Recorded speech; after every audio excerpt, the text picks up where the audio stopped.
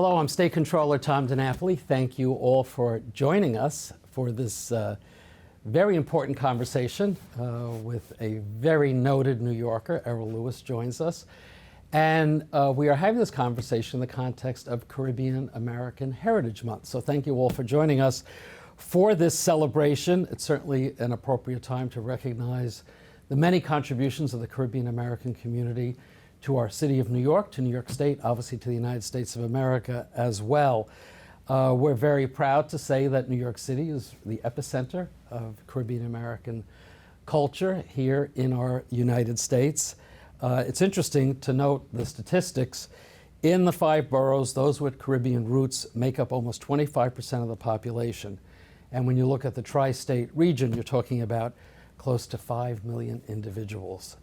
Obviously, there are big names from recent history with Caribbean background. Marcus Garvey, Malcolm X, W.E.B. Du Bois, Colin Powell, Cicely Tyson, Jean Basquiat, the artist, Harry Belafonte, Sidney Poitier. And it's important to point out that we've had many trailblazing Caribbean American women that have had a big impact in our community here. So names that I think folks are very familiar with: Shirley Chisholm, the first black woman with Caribbean roots elected to Congress; Una Clark, legendary Caribbean leader, first elected Caribbean-born woman to the New York City Council, serves now as a CUNY trustee. Her daughter, Yvette Clark, continues that legacy in Congress representing Brooklyn. Justice Constance Baker Motley, a very distinguished jurist and former Manhattan Borough President, many other positions, but a legendary legal mind, very impactful life and career. In my own team, we have also many important Caribbean American women that serve in the State Comptroller's office. Erin Stevens, who heads our intergovernmental group, and Danielle Jones, who works with her in intergovernmental affairs. Actually, those were the individuals who said if you could have a conversation with anybody, it better be with Errol Lewis. So you had your own in-house advocates here. You know, certainly in terms of Caribbean community, the economic impact, entrepreneurship, many Caribbeans, Americans in New York City are business owners, small business owners. I had the chance not that long ago to visit Little Caribbean in Flatbush and Flatbush Junction in Brooklyn, and really saw firsthand and met with many of the entrepreneurs there. And I think very fondly of someone who you probably knew, Errol, Dr. Roy Hastick, who headed the Caribbean American Chamber of Commerce. Unfortunately, he passed during COVID. His daughter works with us here, Camille, as well.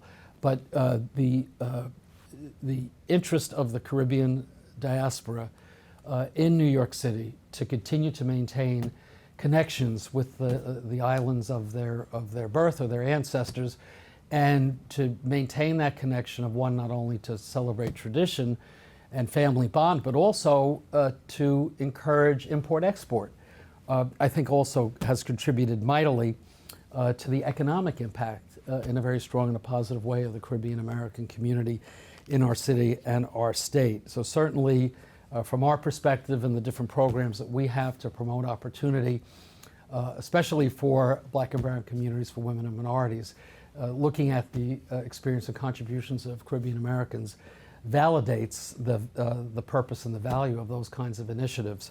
So there's a lot to celebrate and a lot to acknowledge. And again, that's why I'm really delighted that as our special guest for this conversation, we have noted journalist Errol Lewis. It's unusual to turn the tables on Mr. Lewis instead of him doing the interviewing, for me to be doing the interviewing. But Errol, welcome, and thank you for joining us for the conversation. Thanks so much for doing this, really. Well, I know you're a busy person, and especially whenever I turn on, whether it's for New York One with Inside City Hall or CNN, where you always make us very proud, I have to say. I always say, yeah, there's our New York guy on there. You have had such a storied career, a great career that continues. You've, besides those shows, obviously you've been known as a writer, you know, for many years with the Daily News and New York Magazine. I know you have regular columns and features there. Besides your commentary, You've been asked to moderate debates, presidential and otherwise, even controller debates, as I recall. You also have an affiliation with CUNY Graduate School of Journalism, helping to prepare the next generation of journalists. We're going to talk about your background. Just a quick reminder: born in Harlem, raised in New Rochelle, and graduate of New Rochelle High School, proud graduate, and then went on to some other schools of some note. BA from Harvard, MA from Yale, JD from Brooklyn Law School. Continue to reside in the city in Brooklyn and Crown Heights with your wonderful wife, Juanita, and your son. And I just appreciate your joining us. And I think we'll just start off in the context of our discussion. Tell us about your family's Caribbean roots and what that has meant to you as a young person, as an adult. How does that inform your career and your thoughts? Sure. Well, thanks so much for doing this. My father's parents both came here from Trinidad and Tobago. They were both born around the turn of the century, around 1900. And they came here as young people. They came here in the 1920s. And it's interesting in that I remember doing a story and going to Ellis Island and talking with the research staff there and so forth and trying to sort of dig into it. And they reminded me, they said, listen, the folks who came through Ellis Island, it's because they didn't know anybody. And they sort of had a health screening that they had to go through, and they sort of had to get settled. Your parents, we looked through the records, they knew people here. They just disembarked at the port of New York and went up into Harlem, and that's their story. So it wasn't nearly as dramatic as I had assumed. But what we were told, which is true, is that they were extraordinarily young, and I think about setting out sight unseen at that age and forming a whole new life in a different country, different culture. They were remarkable people, and they met in Harlem. They didn't come over together. They met in Harlem, and started a family. And it's the apple has not fallen far from the tree. Where my father was a Harlemite, to the day he died. He just loved Harlem, even though we moved out. We had relatives who came over, and one of them, my father's aunt, bought the house in Brooklyn that I now live in. Oh, wow. So we've been in Brooklyn, for ages. But property owning, the ownership of a particular piece of property since 1956. That was before I was born. And that was our Ellis Island. Relatives would come and they'd stay for a while, and then they'd kind of move on. And we've actually sort of continued that tradition. We have the top floor, what my wife and I call the launch pad. And if there's any nieces or nephews, young people, like my grandparents who want to come to New York and get started, it's like, well, we can take one expense off your hands. You'll have a place to stay, and we'll feed you. You might have to do a little babysitting and the occasional assistance with some of the chores, but we'll help you get started. And it's really remarkable to see the neighborhood change, because this house that I'm living in now. I mean, again, my father's aunt, he and his aunt bought the house together in 1956. And there's just a photographic record here and there of us going there for parties, coming down from New Rochelle every weekend, or just about every weekend. And, there were parties and weddings and graduations and so forth, and everybody would get together. And this was the kind of West Indian aunt who always had a pot of rice and peas on the stove, because people were always going to come by. And she was the one who was, sort of financially very sharp. She was the one who would give us savings bonds, as birthday presents. And as a kid, you're like, what is this thing? I wanted Hot Wheels. I wanted a truck or something. What is this thing? And of course, sitting in that house, dead broke in the mid '80s. Not knowing where my next dollar is going to come from, is in between jobs. And I'm like, that's what she was thinking. I got this stack of stuff that I can actually turn into money, right? And it was a sort of a cultural connection that was, of course, not really talked about. It's like, this is just my aunt, and she's got this house in Brooklyn, and we go, and they've got great music, and they've got great food, and they've got people who come, and we dance, and we do this, and we do that. And I have a much greater appreciation now of what that cultural transmission really means. Yeah. That, you know, that they took their home and brought it here and planted new seeds. And you know, they didn't hit us over the head with it, but there's you know, it's a lot of calypso songs from the 60s that the lyrics are still kicking around in my head, you know, because we played the records to death and we sang and we danced, and it was really something I've, you know, sort of tried to pass on to my son, but it's a little harder now. Yeah. 20 years from now, he'll appreciate it and understand. Could be. Because you know, listening to you, it's interesting. My grandparents came over about the same time, in the 20s, settled in Brooklyn, in East New York or Brownsville, that area. Also met here and married, you know, both sets. And growing up, it wasn't necessarily hit over the head about what our roots were, but we had the Italian songs playing in the background, and some of that stuff, as you get older, you know, you fully appreciate in ways that when you're a kid doesn't sink in.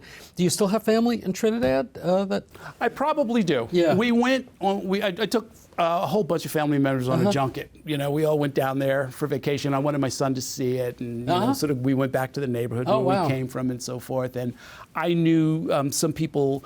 I spent a little time as a radio host on WWRL, and I know you used to come on as a guest from time to time. And my boss at the time was Rennie B., who was like a big radio guy in Trinidad. So when I was down there, I went on his show with him and so forth. So it was a fun trip. But no, our immigrant story is I think one that doesn't get a lot of attention because it's not nearly as romantic. But my folks, when they came over, they came over and didn't go back. You know, they more or less closed the door, to tell you the truth. I mean, I have a couple of cousins who would go back and forth. One who was a musician, and he would go back for Carnival. But I have a lot more cousins who never went back. We changed the pronunciation of our name. Oh, really? You know, yeah, it's you know, I have the French spelling of Louis, and everybody else in my family is Louis. Oh, the French way to say it. Yeah. But my grandfather and my father, they anglicized or Americanized it, and from their point of view, and that was that. Yeah. I at one point asked my father, like, you know, I'll pay for your ticket. Let's go back. You know, and he's like, you know, when he buried his father there, that was it for him. That was it. And that was. It's probably not an uncommon story. I'm again reflecting on my own situation. My mother's parents, who were both born in Italy, they only went back once. Like you say, the door had been closed, and they had, you know, they were Americans, you know, which is interesting. Now, so you born in Harlem, but grew up in New Rochelle, which I think also makes the point that the Caribbean diaspora is not just Brooklyn, not just New York City, but was there a Caribbean community in New Rochelle, or were your family the Caribbean community? Was it different in a suburban context in terms of maintaining that cultural connection? You know, it's interesting. It was, in hindsight, it was similar to what you find in Brooklyn, which is, you know, I mean, first of all, you got to keep in mind, I'm growing up in the 70s. This is the time of black nationalism. And it was, you know, I would refer to myself even now, you know, the joke is, you know, JB, just black, right? Like my mother's side, we've traced down to, you know, South Carolina, North Carolina, and into slavery, you know, and they met in Harlem. But in New Rochelle, it was similar to what happens in Brooklyn, which is you have a friend, you talk to them, you get to know them a little bit, and it turns out maybe they're from Grenada, maybe they're from St. Vincent, maybe they're from Jamaica. But it wasn't a prominent part of anybody's identity for, I think, understandable reasons at that point. I mean, if you know, you apply a little bit of history to it, it was really when the immigration laws changed in the mid-'60s that you start to get the big wave, especially out of Jamaica and a number of other countries here. But it was considered a little bit odd in Westchester, you know, in New Rochelle, if you were from one place or another, you know, and if you didn't have an accent, nobody could tell. There'd be one or two friends where they had a little bit of an accent. You'd be like, "Hey, where you from?" And they're like, "Yeah, we're Jamaican," you know. was like, oh, my folks are from Trinidad, but not it certainly never rose to the point of let's have a cultural moment in school, or let's have a conversation about it even. It was, New Rochelle at the time was considered a model integrated community. And as you may know, there was one of the big cases, they called it the Brown versus Board of Education of the North, was the Lincoln School case, which is about 300 yards from where we moved. Really? Yeah, they ended up leveling the school and turned it into a playground. And then they created a model integrated school, the Daniel Webster School, which is now like a big magnet that everybody wants to get their kid into. But at the time, and when I got there, it was 1969, this was considered like a big, big deal. Wow. And they went out of their way very much in the town, in that spirit of desegregation, to make sure that we didn't talk about a gorgeous mosaic, but that we were all who we were. But it was really more along the lines of black and white, and can we get along? Yeah. Let's pivot to your current gig as a journalist, and there are other Caribbean Americans of note, right? Joy Reid, Abby Phillip, Yamiche Alcindor. Hopefully, Yes. I'm saying it right. Does your Caribbean roots, is there a connection or an impact that you see in terms of your professional career? I'd say, I'd say there's a little bit of gift of gab, There's a little, there's a certain playfulness with language that comes in, I mean, like I said, I don't want to chase your audience away by singing, but the Mighty Sparrow, a lot of music that we played when I was growing up, and it was all politics. Yeah. Like all of it, Yeah.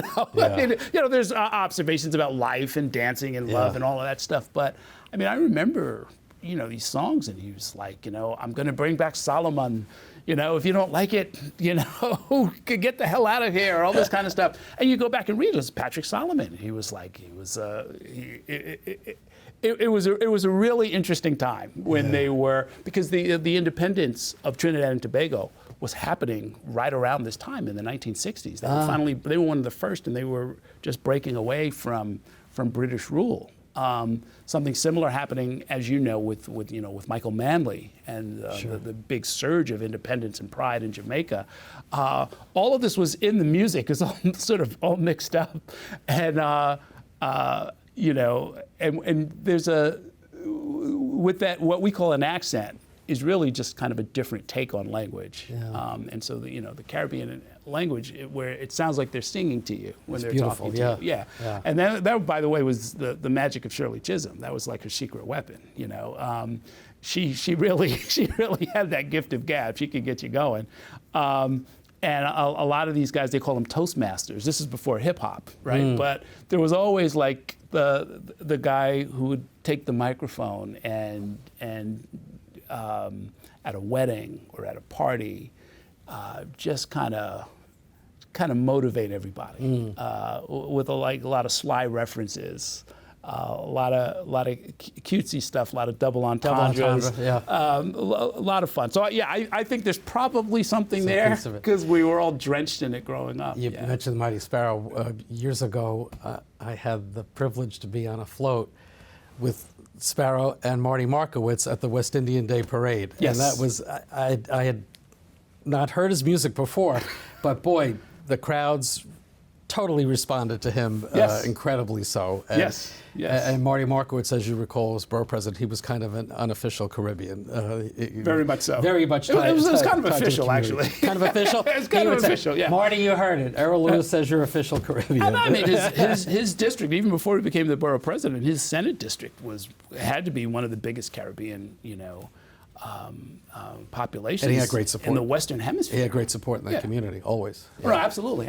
And it's interesting, the way the politics goes both ways, by the way. There were times as a journalist where I remember when I was doing radio, and they'd say, the Prime Minister of St. Kitts is in town. We're going to go interview him. And you say, well, like, what are you doing here? You're here for the United Nations or something like that? No. A lot of these smaller islands, the Lesser Antilles, in the region, at least, and definitely in Brooklyn, they have thousands of voting expats who are here who have the right to vote back home. Who vote back home. Yeah. Oh, okay. So the politics of St. Vincent, of a lot of these islands, it's actually being determined right here in the New York area. And it's one of these stories. Yeah. I keep telling my producers we're always busy doing something else, but I keep right. telling them it's really fascinating that Caribbean politics is actually being settled right here in New York. Wow. And there's a lot going on under the surface. It never breaks into the New York news market, but the politics are thick and it's very real. That's a future story you're going to have to get them to do. So in terms of journalism, TV, but also beyond, obviously the big discussion these days, appropriately so, about diversity and inclusion. In your experience, and you're a well-tenured journalist at this point, how are we doing in terms of diverse representation in the media? And how not great. How do you feel in terms of your own career? I mean, you've obviously broken through in many levels, right? Print, radio, TV, local, national. But talk about those challenges and what you think still needs to be done. I mean, I find it frustrating in part because I'm always trying to recruit, and anybody who's watching this, if you have young people who have any interest in any form of media conversation, arts and culture, sports, business, politics, the whole wide world. You can go see the whole wide world. I've been able to travel really all over the world.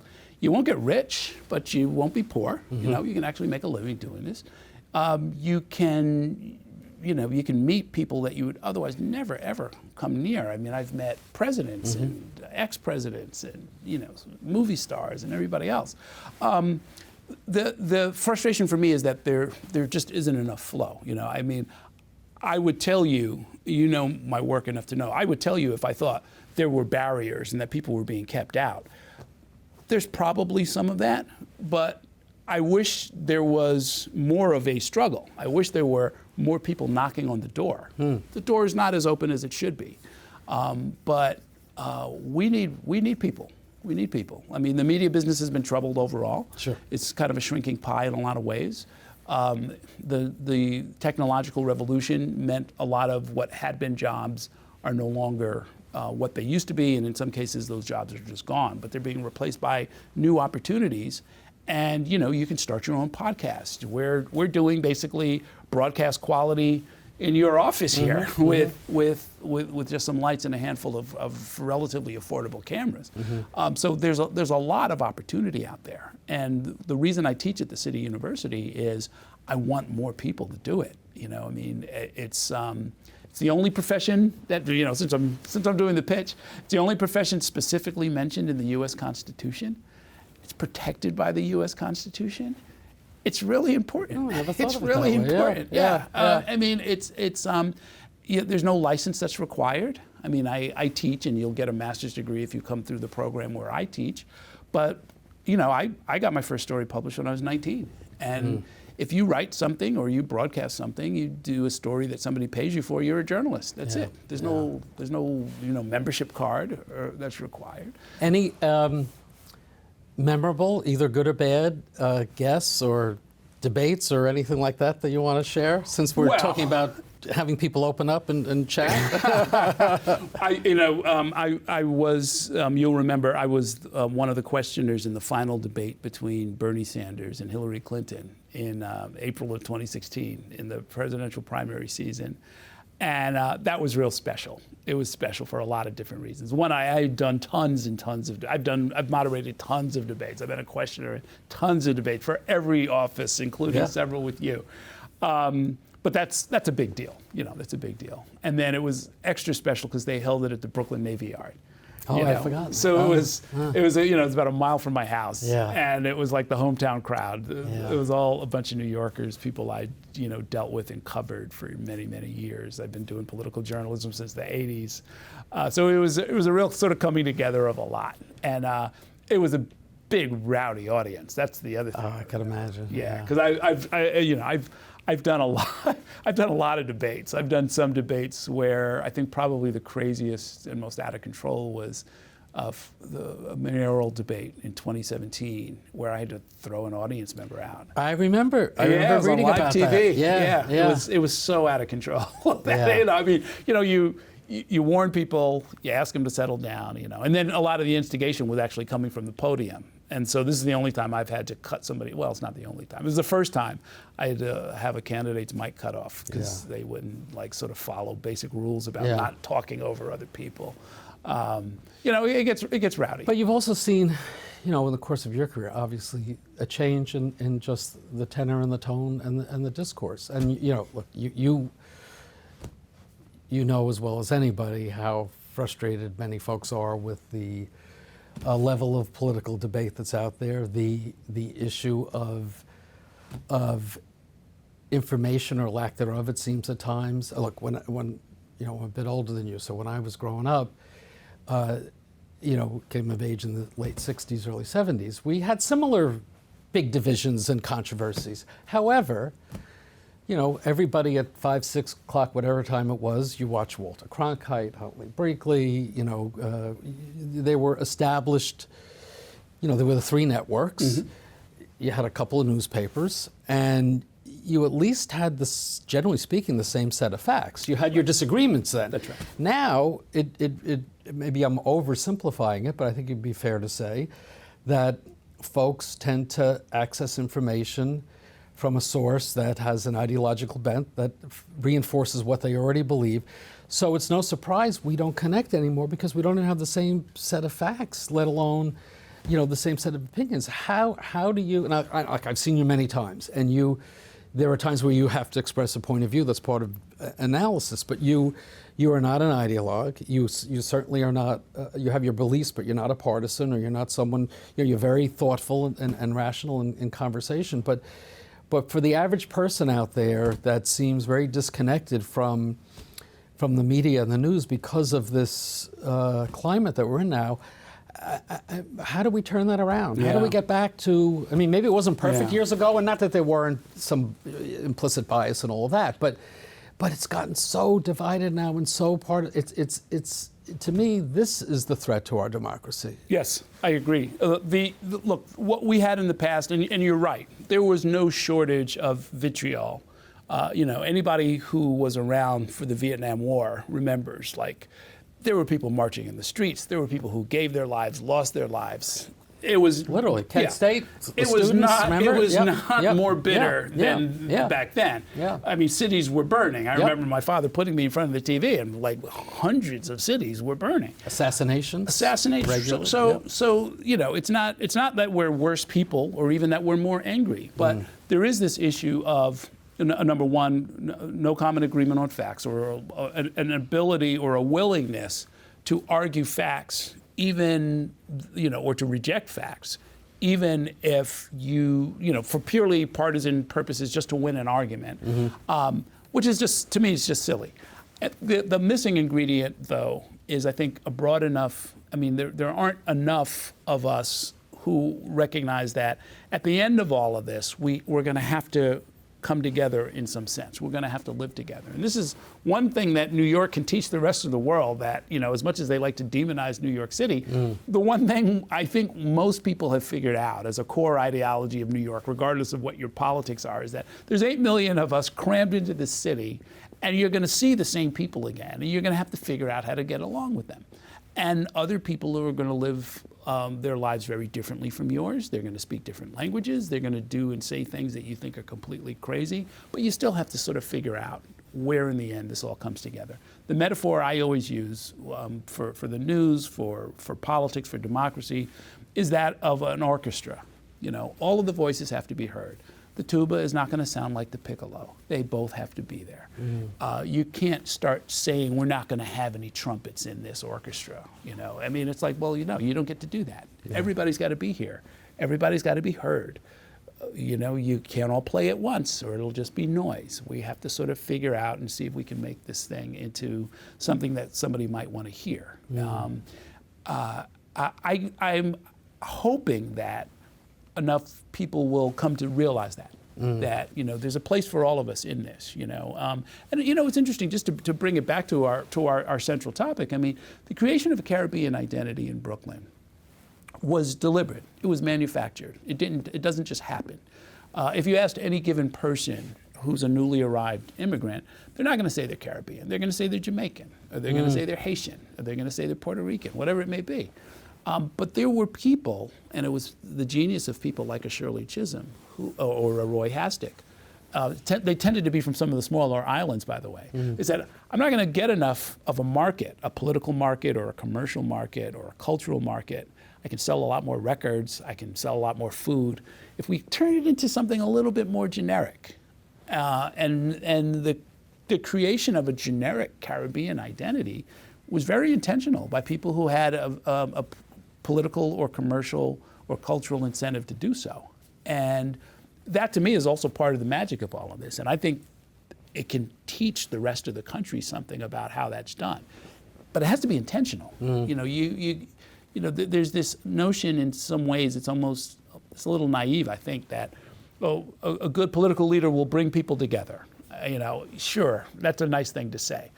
After they've said that, there's a lot more people, not just the leader, who have to get about the business of bringing people together. And it's an art more than a science. You have to be really thoughtful about it. You have to be very sensitive about it. You have to sort of, find out where and how people can have opportunities to forge a common identity. You have to be clear that that's what you are doing.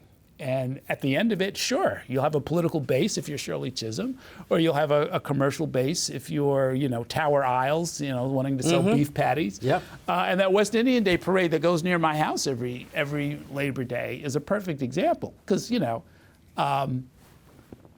Carnival really does originate in Trinidad and Tobago, right? There's certain things that, and there are a lot of islands that participate that don't really have a carnival tradition in the same sense, but that's fine. Everybody's welcome. We'll play everybody's music. We'll all go down the parkway together. You're a proud Trini. You're claiming it for your island. Listen, all right. it is a matter of historical fact. During World War II, the British tankers and the American tankers, it was a transition point, and they would leave a lot of these oil barrels around. And, people did what people do. They sort of banged on that's them. where that, Yeah, that's where the steel pans come from. Oh, yeah, sure. I didn't know that. And they Wow. turned it into calypso. Yeah, I had no idea. Wow. It's, there's really, a million fascinating stories like that about how all of this comes together. But, at this point, Brooklyn is its own sort of story. Yeah. And there are, generations now of people who say, Brooklyn is where carnival tradition begins and ends, So it's really quite interesting. It's really quite interesting. And, and of course, these are all related to, the real carnival happens in February, It's right. like it's before the Lenten season and so Mardi forth, Gras. to kick it off, right? Yeah. Not anymore. Yeah. Now it's Labor Day. Yeah. Last question. When you think about the Caribbean community, looking forward, what are your hopes? I hope we'll see more of what I was describing. That I've seen there's been a little fragmentation, just like in the rest of the world, in the rest of American politics. There's been a little cultural fragmentation where people are asserting the pride of their island and not everybody else's. And I kind of don't like that. I want to see more of how I grew up, what I've seen work and work well in Brooklyn, which is like, we're all in this together. Somebody's from Grenada, somebody's from Barbados. Doesn't really matter. Let's learn from each other. Let's visit each other's islands. I've been hoping that CUNY would create some relationship with UE, University of the West Indies, which is a CUNY-like public institution that has Multiple campuses islands. all across the islands. Okay. Yeah, I'm not familiar. And it's a really important institution. Their chancellor comes up here once in a while, sort of trying to recruit some of our students back down here. We've got a lot to learn. Yeah. We got a lot to learn. I'd love to see more of that, and more sort of cultural exchanges, not the informal ones that every family or many families will do, but something a little bit more structured, more sort of creation. Again, a conscious creation of an identity that spans from here throughout the Caribbean. I think it would be. And I think that's also, project. we both mentioned Roy Hastick, his notion of economic ties, strengthening the connection, but also being mutually beneficial. And Oh, yeah, I think that's something, absolutely. keep thinking about how, through our office we could do more in that regard. And also, I loved your description, I may steal it, harmonizing the different instruments, harmonizing Yes. different sounds, because that's how you get a beautiful symphony, right? Yeah. It's been a great conversation. Thank you for letting me turn the tables on you. You're a professor and you're a noted journalist, so afterwards you'll give me an evaluation about how I did versus how you would do as an interviewer. But it really has been great to get to know you better, to have you share your thoughts about your own roots and heritage. A perfect way for us to celebrate Caribbean heritage. But also, I really want to just thank you for, at a time where many people are very skeptical about folks in journalism and the media, thank you for being someone that I point to, and I think anybody that follows it closely points to, as someone of integrity, first and foremost, of even-handedness, and helping us to understand the facts and the truth, which is too often lacking, I think, these days. But Errol Lewis, or Errol Louis, as we learned, you really are the gold standard in that regard. So we want to wrap up by making a presentation to you. Oh, fantastic. We have just what you always wanted, a New York State Comptroller proclamation. I won't read all the whereases, but it covers some of the points that we talked about in terms of your history and your contributions, and in recognition of Caribbean Heritage Month, and you're joining us for this fireside chat. We really want to recognize all of your great works, being a very respected member of our community, and very much wishing you continued success and fulfillment. Thank you very much. It's been a great conversation. Thank you, Errol. Thanks a whole lot. And thank you to all of you for watching us. My special guest has been Errol Lewis. We're celebrating Caribbean Heritage Month. I'm New York State Comptroller Tom DiNapoli, and tune in to Errol Lewis whenever you can, or read his articles. You will be better for it. Thank you all.